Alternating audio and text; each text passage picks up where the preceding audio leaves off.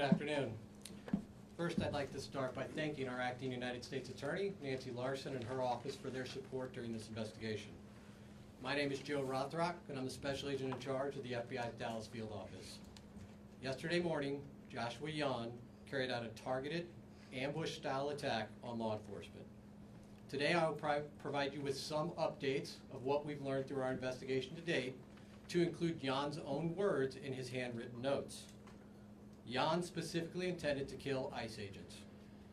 He fired at transport vehicles carrying ICE personnel, federal agents, and detainees. He also fired multiple shots into the windows of the office building where numerous ICE employees do their jobs every day. We now know that Jahn engaged in significant high degree of pre-attack planning.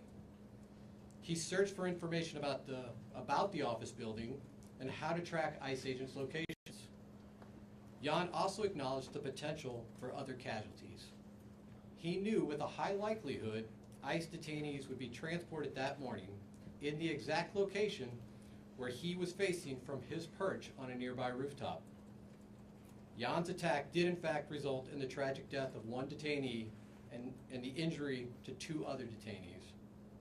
We have been able to confirm that Jahn legally obtained an 8mm bolt-action rifle he used in the shooting in August of this year. Based on our investigation to date, we believe Jahn acted alone, but I'll stress our investigation continues. This attack yet again underscores the dangers that law enforcement face daily.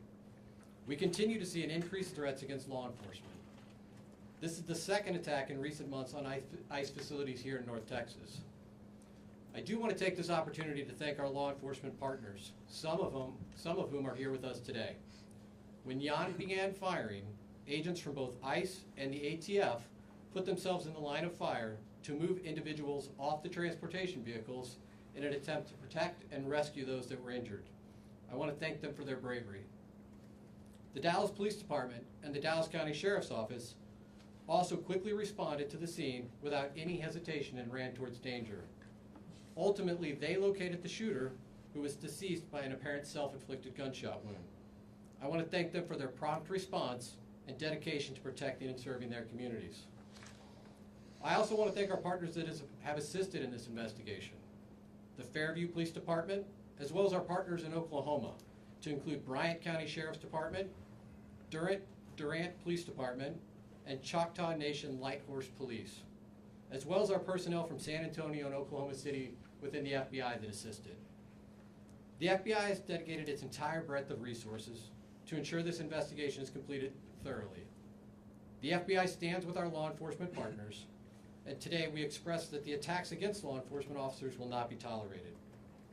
While we believe Jahn acted alone, we are still asking that anyone with information about Jahn or his activities report that to the FBI at 1-800-CALL-FBI or at www.fbi.gov/Dallas ERO shooting.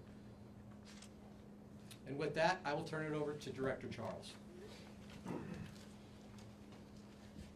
Good afternoon. My name is Marcos Charles. I am the ICE Executive Associate Director for Enforcement and Removal Operations. The attack on ICE's Dallas field office yesterday was tragic. And while our hearts and prayers are with the family of the detainees who were shot, the evidence is clear that this was intended as an assault on ICE personnel who come to work every day to do their job.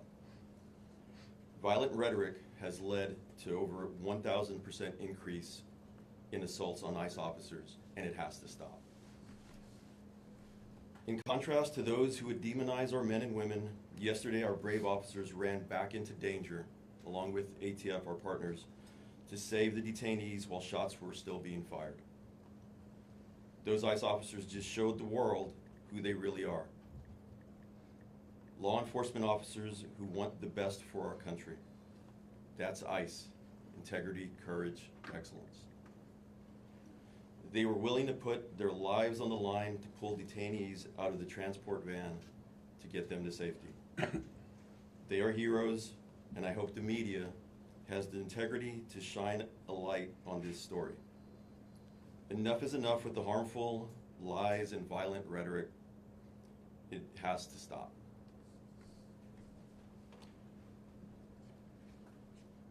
The shooter used the ICE tracking apps. Anyone who creates or distributes these apps that is designed to spot, track, and locate ICE officers are well aware of the dangers that they are exposing to law enforcement.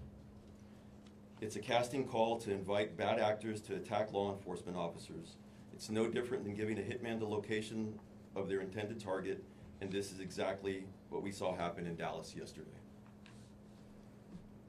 The media has been amplifying these apps even as we warned them it would only lead to more attacks on law enforcement.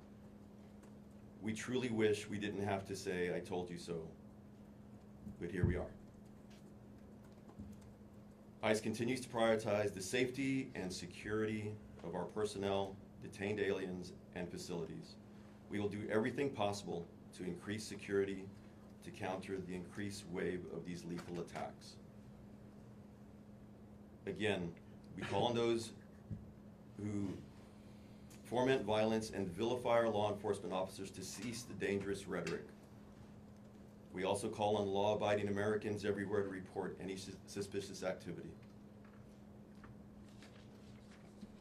The individual that was out there yesterday shooting at our agents and our officers was trying to take the lives of law enforcement people doing their job.